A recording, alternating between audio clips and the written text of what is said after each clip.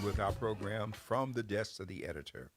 As I always remind you, the Voice and Viewpoint, San Diego's oldest and long-standing African American adjudicated publication, now in our 64th year, available online. You can download our app in Apple or Google Store. We're in the 89 zip code, 17 cities, unincorporated areas, retail outlets, newsstands. And our slogan is the people without a voice cannot be heard. And we are obviously continuing our services being the voice for the San Diego community. We want to invite you to join us this evening. We have open mic. We have a lot to talk about: the floods, the damage, the water, the politics. Invite you to join us this evening. 858-251-6111.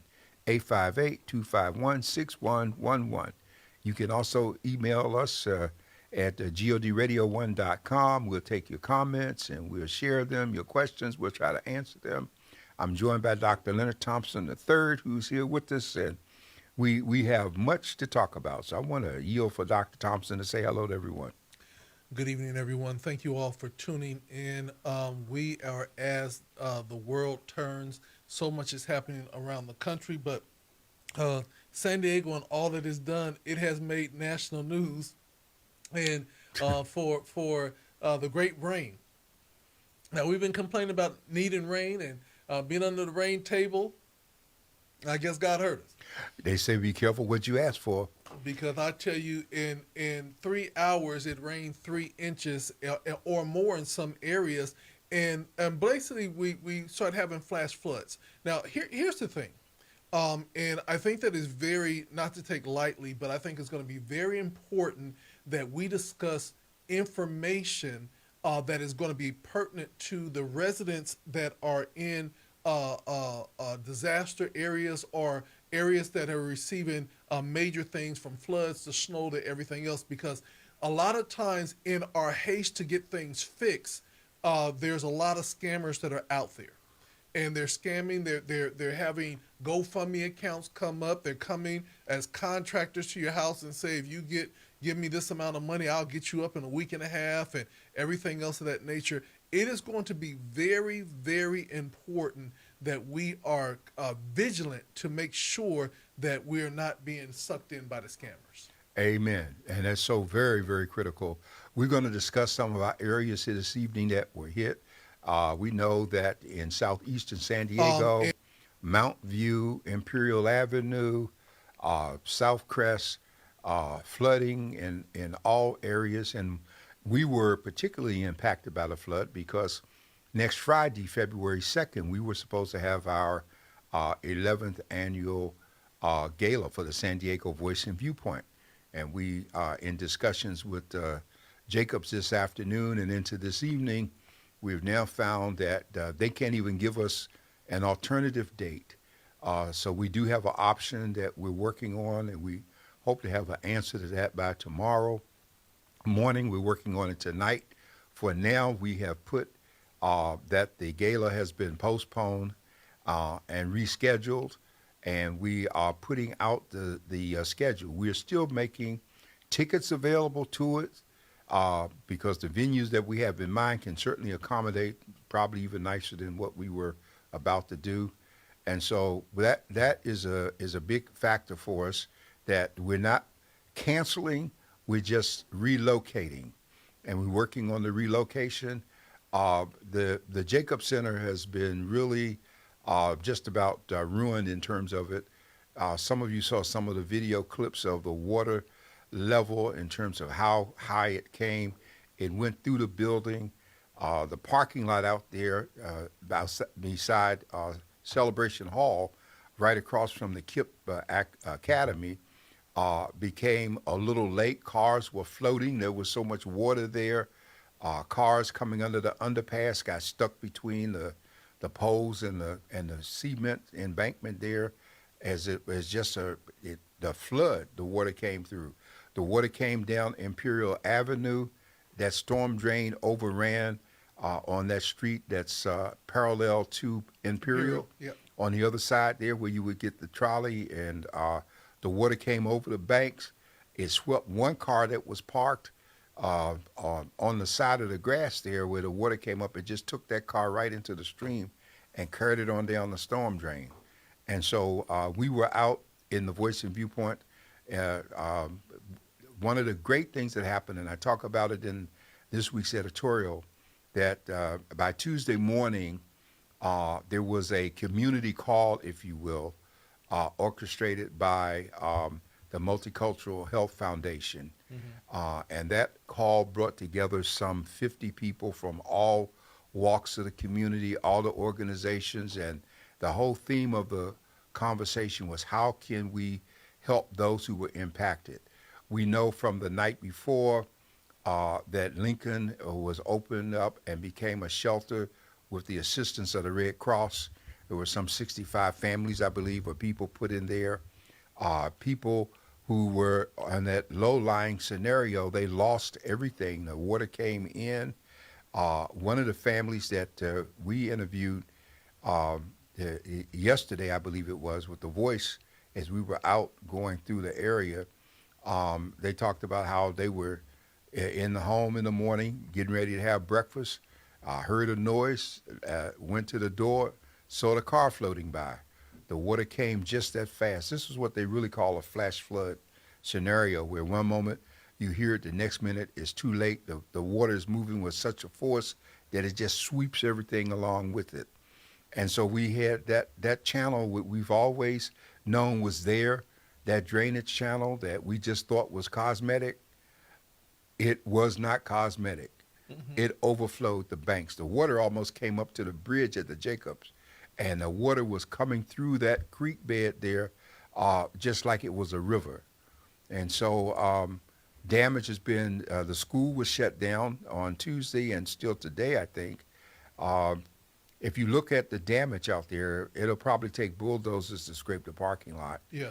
And so there's no way that we could get in there next week between the insurance adjusters, and they don't know if they got to tear out the carpet, that they have to tear out the walls in terms of fighting mold, because there's that dampness, and where there's dampness, if it's not dealt with, mold comes.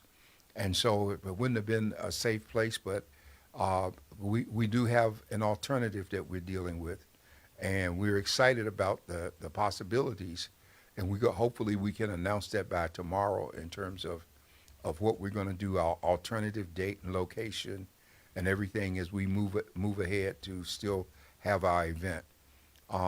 It's not going to be probably as easy for some of the other people who are being canceled and having to relocate, because this is Black History Month. Lots of activities were scheduled for Black History. So, we don't want to have this blame game. Already some people are angry with the city and blaming the mayor for what didn't get done and the drainage and the whole bit.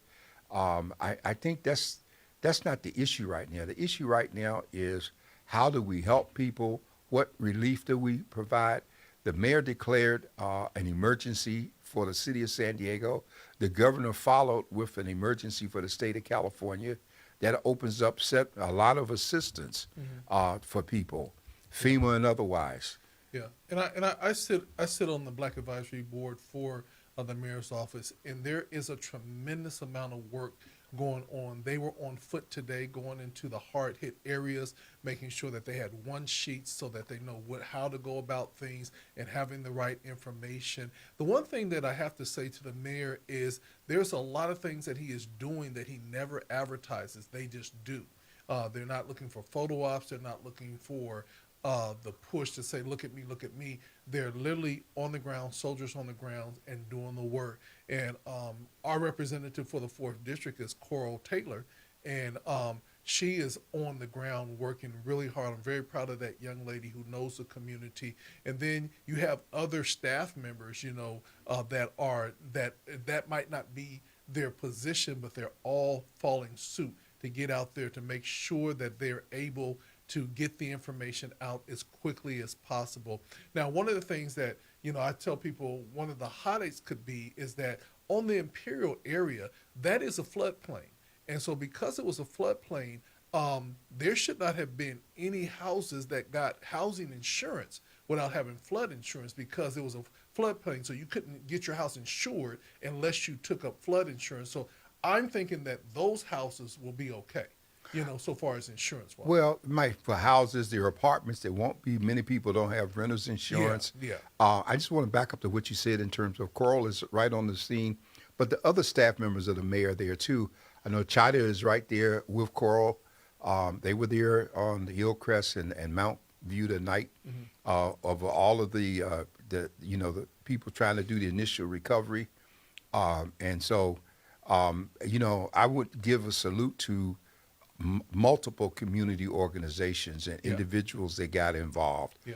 When you start naming people, I think that the multicultural health did a great deal of the job. Carlton Overstreet with 5K Hip Hop, Layla Zeese and Pillars, and the people start coming together from the alumni for Lincoln, other folks in the community, many of whom were retired in the organizations.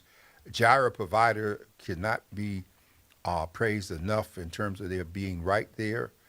They've been there in terms of the pandemic. They were one of the boots on the ground first entities there to help people.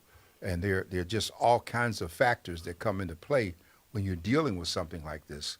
And so every indication was that Lincoln would be available to some degree as long as necessary as they work through. And the people that we dealt with were in an apartment. We don't know the impact that, because many people don't understand that in a disaster, a landlord really doesn't have to waive the rent.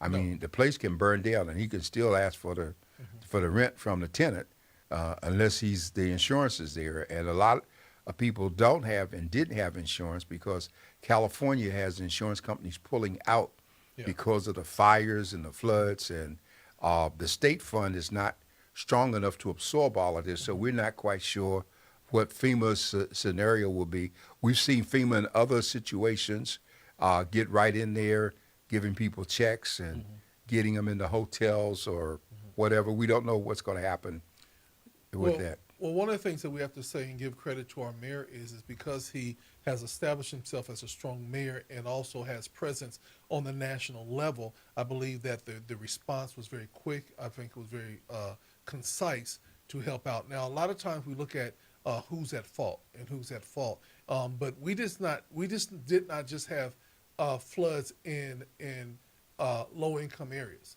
We have floods all over the city. We have floods in other cities next to us, and there are a lot of things that contributed to the flooding. One were the storm drains being clogged up by debris that when in communities where people have dumped, or there might be homeless encampments, a lot of things add to it, and sometimes it's just the basic growth of the vegetation.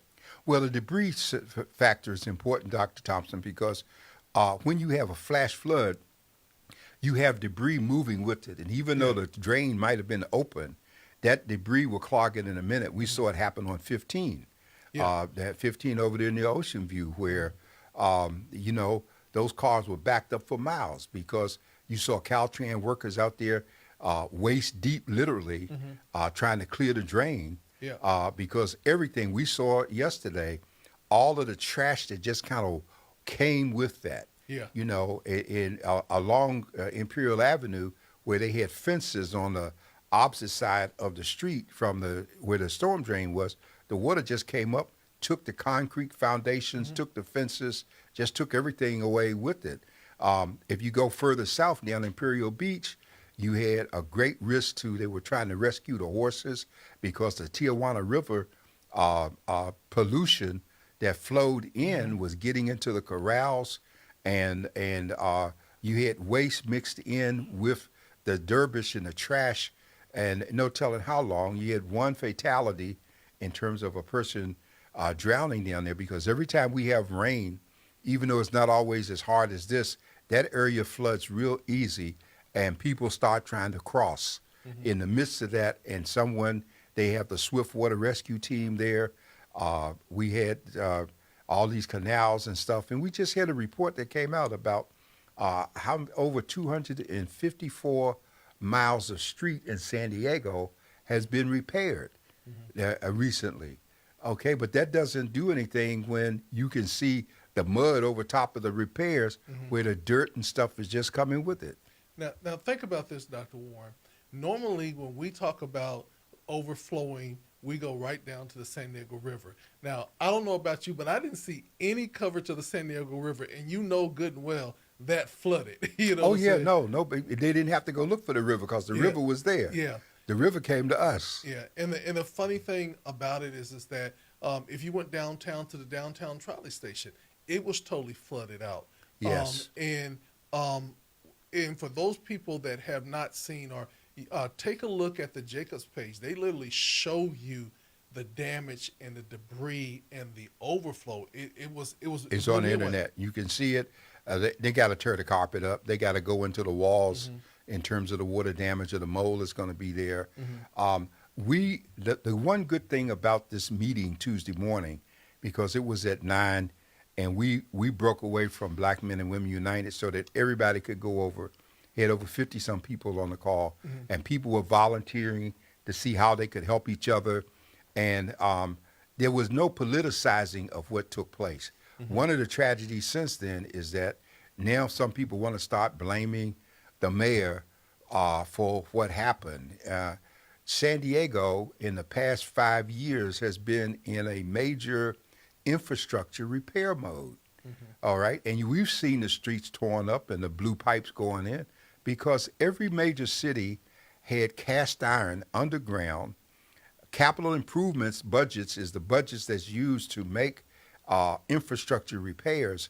And in all cities, when there were budget crises, they all invaded the capital fund to deal with it because that wasn't visible and people didn't see it.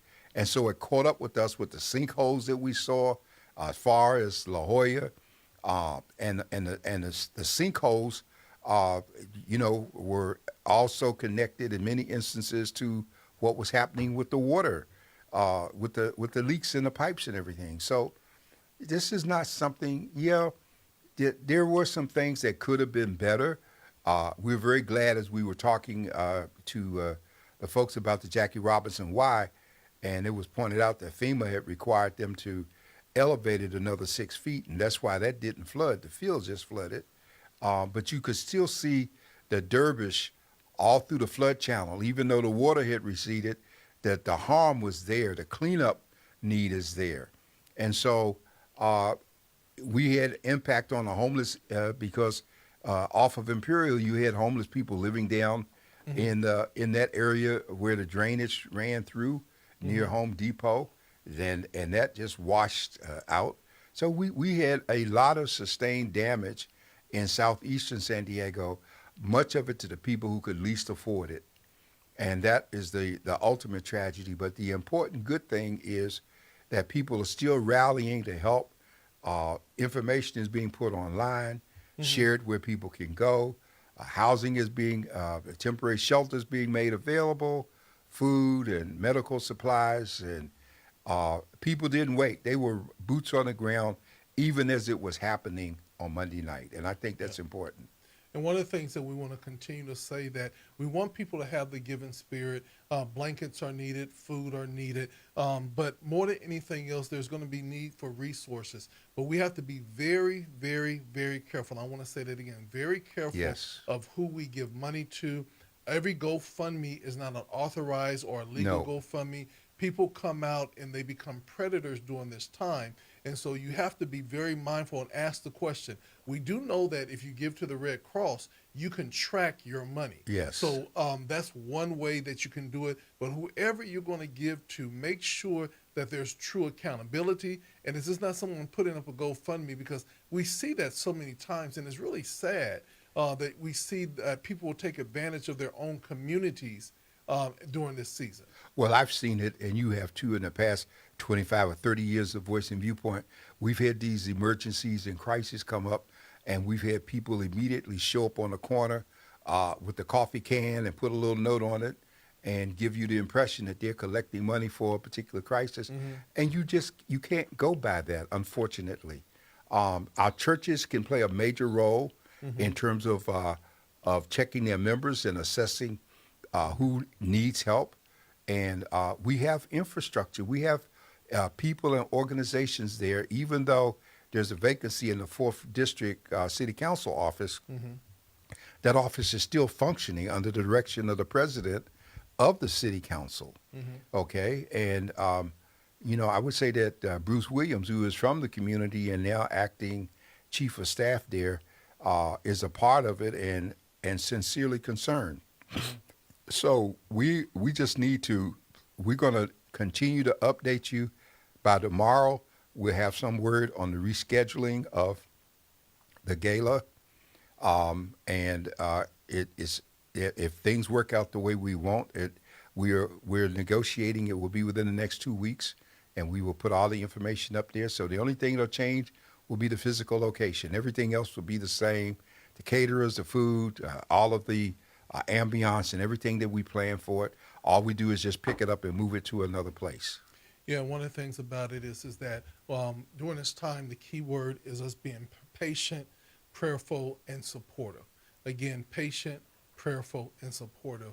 So many of my friends, I was talking to one of my colleagues, and he said he was in a meeting with his staff, and he said he heard boom, boom, boom, and they looked down, and they were 3 inches of water at their foot. And literally everything had to stop. They had to start pulling stuff up off the floor. They had to start doing with everything that they needed to make sure that their business would be able to continue to run. And because they're a high service business, it's so important. And again, it's not just the water, but it's the soot and the mud and everything else that comes with it.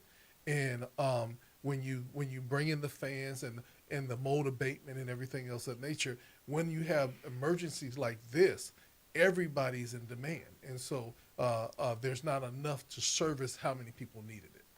And just be careful about who you contract with, who shows up and swears that they can help you and get it done right away. People are anxious to return to normal, quote unquote, and that can be the Achilles heel, the weak point, because that's what they want to play on. So we just want to share those things. And Dr. Warren, I want to say this, and I want to encourage people that folks that come to help you that have their cell phones out and they're doing things just for photo ops and stay there 10 minutes and move on to the next location.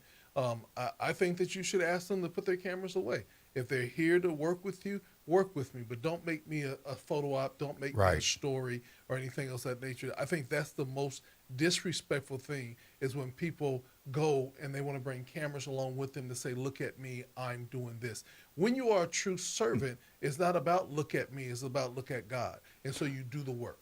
Well, that's so important because even as we were out doing the story yesterday and covering it, we are always sensitive. We don't just pull out a camera and start taking pictures. We try to respect the individual's privacy.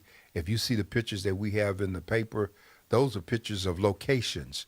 And we did talk to individuals, but we weren't going to take individuals and put them on blast, as some people will do.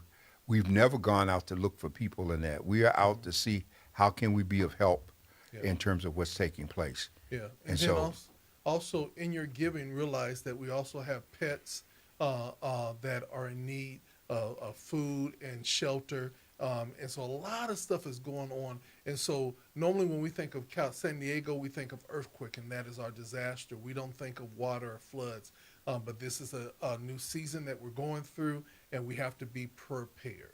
Well, we have to remind people also yesterday, I reminded folks that even though we have cities close to us adjacent, National City, Lemon Grove, Spring Valley, those areas, the county is there. The county has an emergency preparedness operation, and it has the capacity to respond in a greater capacity than the city.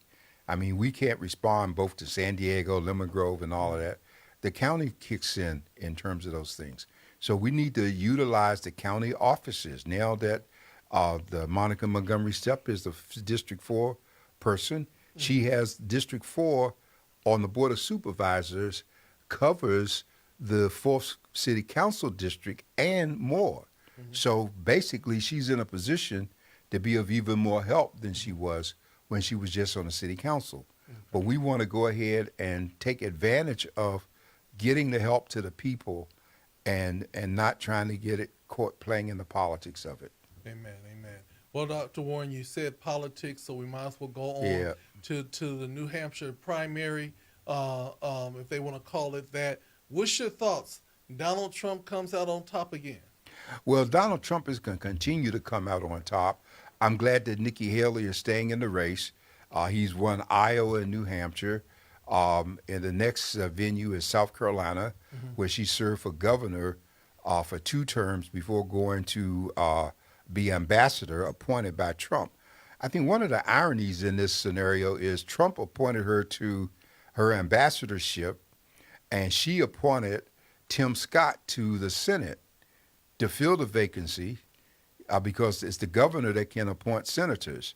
And Scott then is on television praising Donald Trump and giving his support to Trump when he's a senator from South Carolina. Then Trump does what Trump does. He embarrassed Scott because he makes a statement with Scott standing there at one of the rally events. He says, she must have really done something to you for you to hate her enough to turn on her and support me. And Scott, it's sad. He stands there and he says, I love you more. I'm saying, what? I thought we left Stephen Fletcher way back there before. I didn't, the mentality of this man, because he's always talking about how he's come from the cornfields to Congress and the whole bit. And it's really sad, but we need to be mindful. And I think Nancy Pelosi had really stressed this last night on CNN when she was talking about it. Let's not get too hung up with the saturation of attention on Trump and miss the other issues that we have. Mm-hmm. We just had a temporary reprieve in terms of government not shutting down. Our allies are funding the Ukraine when Russia's boasting that they've taken 18% of the country and put it under Russian control. And so then we have recently over 300,000 in December migrants flood us through the border. The Justice Department went to court against the National Guard in Texas and got permission to remove the Constantine wire so that they could rescue and help people. And we can't get an agreement between our parties. We can't get an agreement on Ukraine. We can't get an agreement to help anyone because the Republicans' position on immigration is so lockstep. And I'm losing patience with President Biden because, first of all, when the governor of Texas put the National Guard online, the president had the authority as commander-in-chief to nationalize the National Guard and put it under control, just like Eisenhower did back when we did the Alabama school situation and get a kid's safety. And so I believe that he should take federal troops and put them along all 1,700 miles of the border, cut off all border activity in terms of people coming into the country until we get a grip on what's happening. And we know that's not likely to happen. And you know what? The reason why it's not likely to happen is because of the fact that the fear is if they do that, there's always going to be the martyr that's going to run and try to run through or do something that requires them to defend or to shoot. And then they'll say now they're sitting up there shooting off the people that want to come in for safety. Well, I don't think we would be put in a position of shooting them as much. I think that the big issue is the things that we keep doing against our interests. You know, the governor of California just moved in the direction of making health care available to undocumented people. Many folks in California are angry about that because I always look at the reciprocity situation. If I get sick in Mexico and I'm over there visiting, can I get free health care? I don't know. I don't think so. Okay? And the driving is the situation. If you go over there and you hit a cow or something on the road, you're going to be a resident.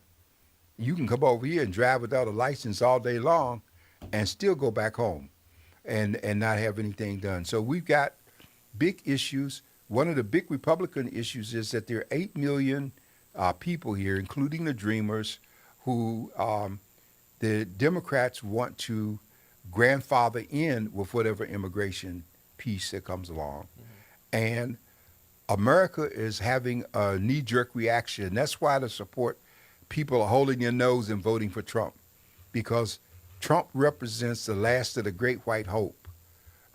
It doesn't matter what he does. It makes no difference. He is a rallying flag for white America who sees the browning, the yellowing, the blackening of America as a threat to life as they know it, and has no desire to share that with people in spite of the inscription in the harbor in New York, "Give me your tide, your weary, longing to be free," on the Statue of Liberty, despite the 14th Amendment.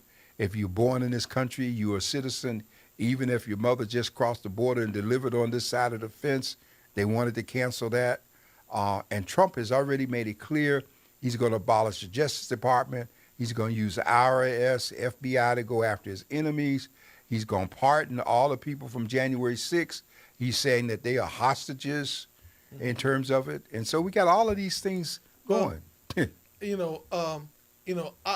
like to say that with former Governor Christie, I do like the fact that he did drop out the race, but he didn't come out and endorse Trump. You know what I'm saying? He said what he had to say, and he's like saying, no. He said, I'm not going to get out there. I don't care if he is a Republican. I'm not going to do it. Whereas the spineless person of, what is the name, DeSantis? Ron DeSantis. Ron DeSantis Ron and Tim DeFailure, Scott. yeah. And all of them folks that drop out and then immediately support Trump. You know what it says to me? It says that they are so desirous to win something that they will go with somebody that they know is bad for the company just so that they can get into a position. And I was not embarrassed for Tim Scott. I believe that Tim Scott got exactly what he deserved. Oh, I don't feel sorry for him either. He shows no loyalty. Nope. He shows no respect. And he shows no respect even for himself. This man has disrespected each and every one of these candidates, called them out of their name, talked about their manhood. They talked about everything and everything. He did everything besides come across and hit him in the mouth. And let us not call him Uncle Tom, because that would be an insult to Uncle Tom. Yeah. To call Tim Scott Uncle Tom. Yeah. An insult. Yeah. And I applaud Nikki Haley for staying in there, even though as a conservative, I don't agree with her politics. It's a sad day when it takes a woman that has enough testicles to stay in a race against a fool, because all the men are afraid. Exactly. And the statement that's being made, I'm beginning to blame the American people. You know who these people are that are supporting Trump.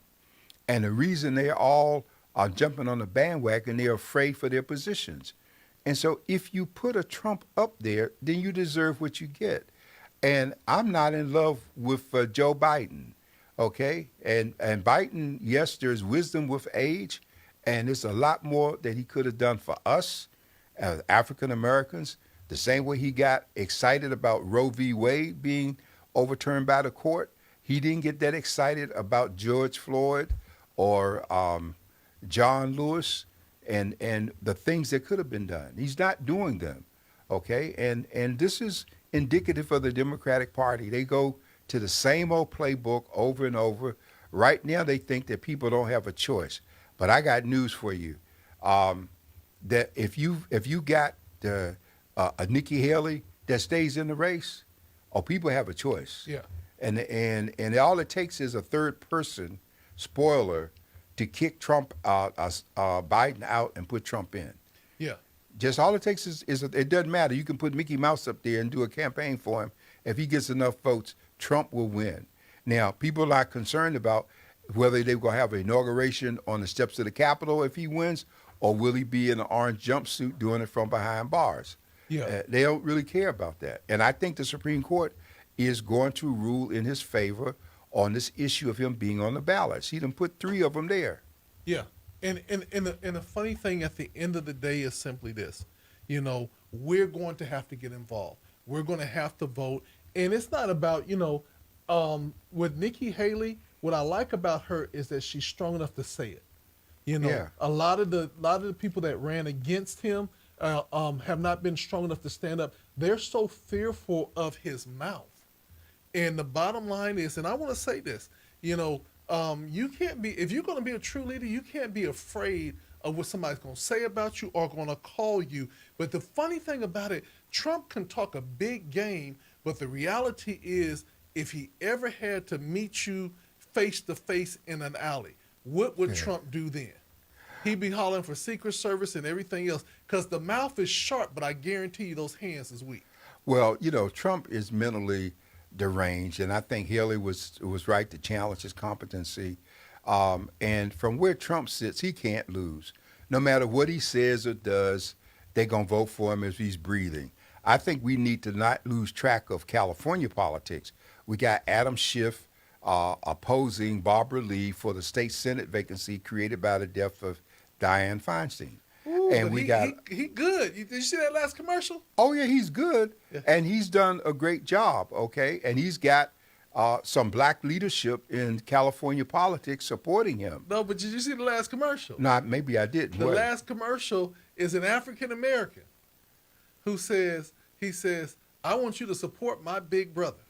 So if you don't listen to the whole commercial, you don't realize that he was his big brother in the Big Brother program. Okay. So all you hear him say is, I want you to support my big brother. You know what I'm saying? Oh, so he was a big brother, and Schiff was a big brother with the Big Brother program. Exactly. And so Schiff was his big brother in the Big Brother program. Okay. So when they first look at it, but wait a minute, Schiff got African American in his family? No. But no, it was about the Big Brother program. But I had to give him credit. It was a very creative way to try to say, look, he loved black people. Well, I don't know how much he loves black people, but I do know that Schiff he's a brilliant person. He reflected integrity during the whole January 6th committee hearing. I'm wondering, where's our loyalty to our sister? I mean, Barbara Lee has carried the banner through all kinds of stuff, even when the weapons of mass destruction issue was going on and Colin Powell was being misled. Barbara Lee was one of the few members of Congress who took a stance against going into Iraq. And so here she is now running for this position, and they're trying to say she's too old because she's in her 70s. Well, since when do we all get put out to pasture just because the clock is running, Mm-hmm. And I think of course, I'm biased. I'm 78, so I'm real biased about how we come after people who are in it. But we have people with wisdom and experience, and in every other culture, it's respected, saluted, and used in terms of the furthering of the society. This is the only place that is almost equivalent to what the Eskimos do. In the Eskimo culture, when you can no longer, chew the leather and the skin, they give you a little bucket of water, and they take you down and put you on a block of ice, and everybody waves to you, and they push you out to sea. Yeah. And that's the way it goes. When the ice melts, you're on your own. Okay, but do we have any callers, Dr. Thompson? I don't know. No callers. Comments? People are making comments, but one of Okay. the things I do want to say is simply this. Age does play a factor in your ability to move and to be as spry and have as much energy as you had when you were in your 30s. But with age comes wisdom, and it also comes an ability, they say they have the old cow and the young cow. The young cow want to do everything quickly, and the old cow said, "Let's just walk down there and meet everybody. Let's take our time." And so a lot of times when we're young, we're in a rush. You know what I'm saying? And so we make quick decisions, and those quick decisions many times will become to our demise. But when we get more mature, we're more patient, and we say, wait a minute, hold on, before we move, let's wait and see, and let's see what the climate is. You know what I'm saying? And again, Republican or Democrat, I care less if you're a Republican, Democratic, Independent, Green Party, whatever. My biggest thing is, what is going to be the best for this country? And right now, at the rate that we're going, we're going to have two countries, maybe three. Oh, yeah, because we no longer think collectively about ourselves as a country. And one of the things that's always solidified people has been war or disaster or famine. Mm-hmm. So, yeah, we saw people come together during the pandemic. In many instances, there were more whites out there marching than blacks in the George Floyd, Black Lives Matter support and the whole bit. But here we are now. Whenever things dissipate a bit, we go back to our social isolation, to ourselves, and it's a strange conflict because in the midst of that, there's still people who care enough to help others, and that's important. But we need to wake up in California, like Pelosi mentioned. We lost the House by 5 seats, and we need to be on our toes going forward. You know, I'm not enamored with this congresswoman that we have here, Jacobs. If we really had a choice, there's no way I would support Sarah Jacobs even now. I don't think she should be there, but I don't have any choice but to vote for her because not to vote for her weakens the opportunity to get the majority control back for the House of Representatives. One of the things I think is very apparent and that we have to continue to look at is simply this.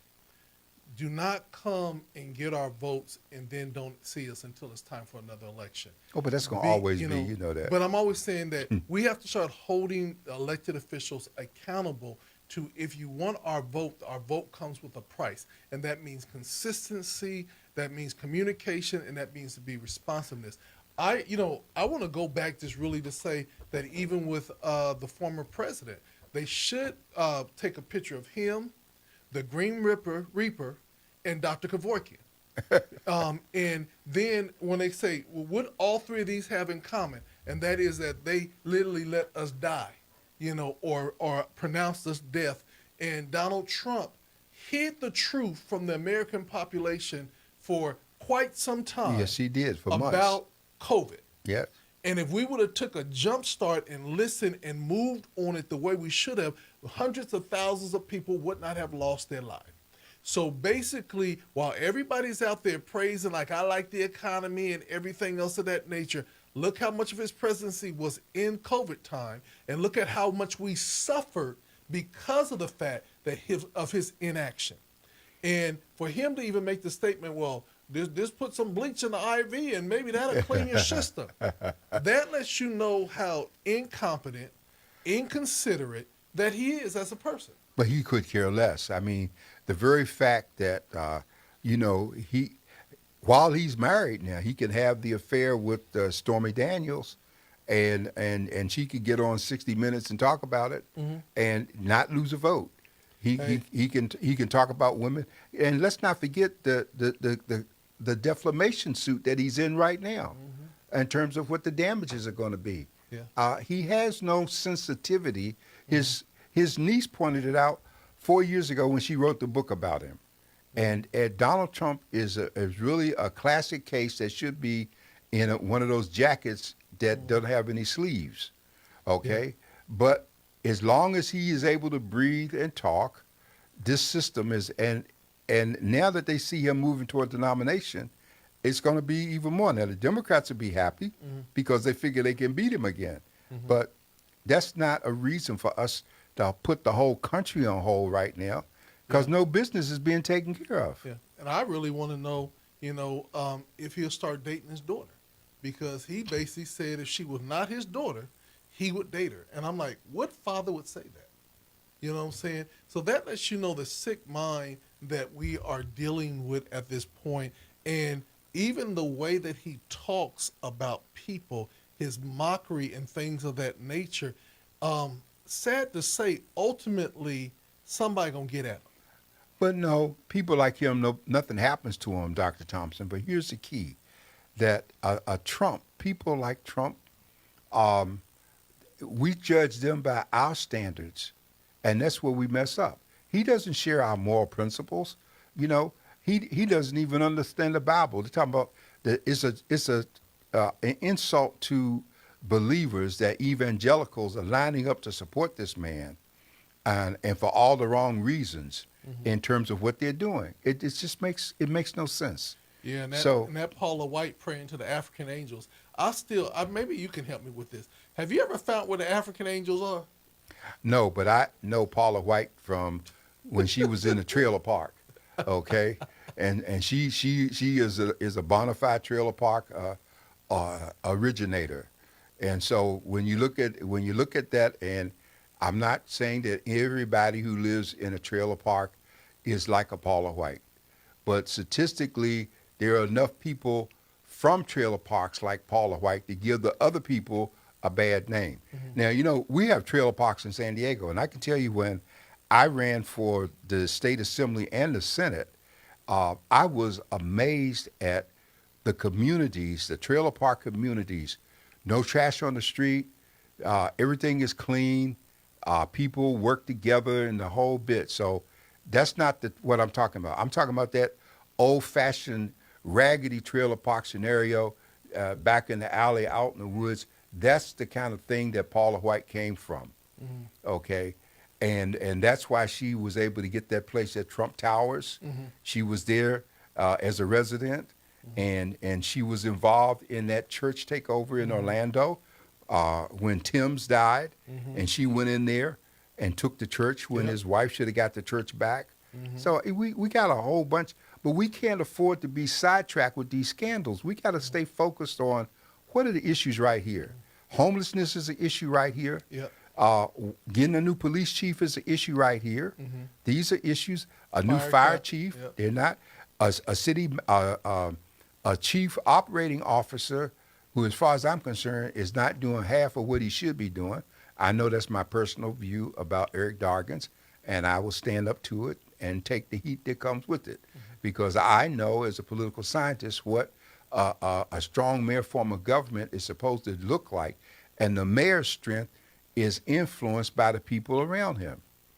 And this person is new here and not being the influence that he could be to this community. So we got big issues here, and it's kind of sad because one of the things that Todd Gloria has done is he has brought in a cadre of talented young black people in key positions that have made a difference in terms of the city.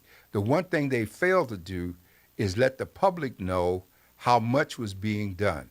I think we got to keep our eyes open. We got Kevin Faulconer running against Lawson Remer for the Board of Supervisors. Under no circumstances should Kevin Faulconer be allowed to get on the Board of Supervisors. He needs to stay outside of elected positions, and I don't think he deserves it, and I think he's been looking for a political home ever since he left the city. First, he was going to run for governor, and he's KUSI. All of a sudden, he's a media commentator and anything to try and get his foot back in the door. That's not what we need in terms of leadership at this point. Okay, moving forward, we know we got a lot of things that we're going to continue to talk about in our community, around the nation. The winter has taken its toll across the nation, and we've seen a lot of people in need. Now, what we're also seeing, and this is something that this kind of hit a little bit closer to home, we're starting to see young people that are in college, and due to higher tuition rates and things of that nature, we're actually having young people that are being told, pay your tuition or you can't register for any classes, or we're going to have to kick you out. We're going to have to send you home, And so now we find ourselves in positions where, this young kid family called me today and said basically that they have to pay $13,000 or their child is out of school. After, they've already had, the tuition's about $60,000. Well, this is a reality, Dr. Thompson. Some people are questioning, do you really need a college education at this point? I know of all the work that my family did with Gold Coast and the paper of scholarships, sending people to college and everything. Yet when we got to the point that Chida was going to college, there was no money available. We didn't qualify for FAFSA or any of that other stuff there. And it was costing $15,000 a semester. And that's something we just had to, put the money out. And that's why people are questioning, what are you getting for that education? And what are the options in terms of it? People should just be going to college for the sake of going to college. They need to be, they need to have some thought into it. And I'm sensitive. I have a grandson who is on full academic scholarship at Pepperdine and on his way to becoming a doctor. But he put in the legwork to qualify. You a perfect example, Dr. Thompson. When you went to Berkeley, you didn't go there on an athletic scholarship. No, sir. You went there on an academic, see? Yeah. And they don't think that black folks can get any place on an academic scholarship. Yeah. Okay, and so I think that's important. But I paid my way through school, and so it was interrupted. That was the reality. And maybe some of these kids will have their schooling interrupted because we wanted to make life easy, 1, 2, 3. But that's not the reality. Yeah. And I don't think parents should go into the poorhouse to try and do that with their kids.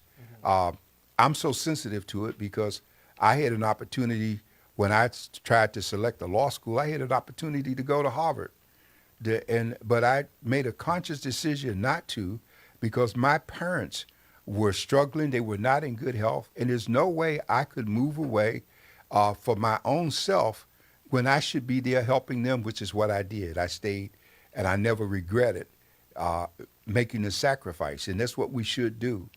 And we need to get more of that. We can't be so focused on our children that we die trying to help them, because we still deserve to live. Yeah. And then one of the things about it is that, especially in the community, when we have young people that are working hard and doing the things, I think it's always encouraging. And that's one thing I did have growing up, is that when times got rough, thank God for the church, Yes. and the people that were around the church. Remember Mother Sherman, bless her heart, may she rest in peace and in heaven. Carlton Pearson always talked about how she would give him a nickel, and say, "You yet holding on?" And then he said, but by the time he had finished, he had got up to a dime. Yeah. And so I laughed. I said, she must have loved me more because I started off at a quarter. You know what I'm saying? But she was one of those people that every time that we came back home from college or something, she was always putting some funds All in the your time. hand. And I think it's so important as we as a community have to do that for the young people, especially those ones we're seeing working hard and that are doing real good things. And, it's funny, and I laugh at this, and Dr. Warren, you can imagine this. It seems like the people that really can use the support and the help, it becomes very, very hard for them to receive resources. But folks that don't need no help at all, Oh, they get it. everybody want to give them money. Oh yeah, It's a crazy system, and even we see it here in California. They were just commenting on the Medicare situation. I'm sorry, Medi-Cal, because the people on Medi-Cal can get all kinds of services that people who don't qualify for Medi-Cal and have regular insurance can't get because the insurance companies won't pay for it. Yeah. And it's not a fair system. But that's why we have to circle the wagons. Our churches have to be more involved, and we've seen a decline over 20, 30 years ago in the pastors that we had and the doors that were open. Some of the churches were open to the homeless, to shelter. Members came in at night and did night duty to make that work in terms of helping people. Some of these same churches still have space, but it's locked up when they're not there. Yeah. Schools are locked up when they're not there. And yet we could make better use of all of the space. But we have to have a will to do so. And so far we haven't reached that. Yeah. So one of the things that I will just encourage you all, especially if you know a young person that might be in college that might just need some encouragement. I had so much faith when I was in college that I remember one day getting on my knees and praying before God. I said, Lord, I gotta pay this and I gotta pay that, and I need your help right now. And I said, I'm going to go to the mailbox, and God, I by faith already know that what I need will be in that mailbox. And it was. Dr. Warren, I went there and all I saw was bills. There you go. And you know what? But let me give you the outcome of it. And I had a phone bill because back then there was no cell phones and everything. Man, I got to the phone bill, and I opened the phone bill up, and it was a check. A refund. A refund check for exactly what I needed. And then, if I wouldn't have opened it up, I would have just put it in the bill pile. You would have missed it. I'd have missed out. And see, and you know what, Dr. Thompson? Testimony, in my last semester of law school, I needed $3,000. and I had paid my way all through my education. And I was sitting there wondering, what am I going to do? I get a phone call from a gentleman that I had helped years before launch a business, and he said, come have lunch with me. And so, hey, I didn't have nothing else to do. I went and had lunch. At the end of lunch, and he thanked me for coming and told me how well he was doing and got up to shake my hand, and he said, don't open your hand until I'm gone. And then when I opened my hand when he was gone, there was the $3,000 that I needed to pay that tuition. So Amen. God will send it, Yes. okay? But we just don't have enough faith anymore. And Jesus talked about the faith of a mustard seed. Yes. And people think we just making up these testimonies. But if you believe him, he'll come through for you. Amen. Okay? And he's still doing that for us every day. Yeah. With that being said, we have made it to the end of our show. Dr. Warren, any final words? I just want to encourage you to be aware of what's going on. Check your paper tomorrow. Voice and Viewpoint is out. It's online. Look at the story. See who we can help. If there's something we can do, be in touch with us so that we can help pass it on and hook people up with the right resources. With that being said, this is from the desk of the editor right here on GOD Radio 1. You all have a blessed evening.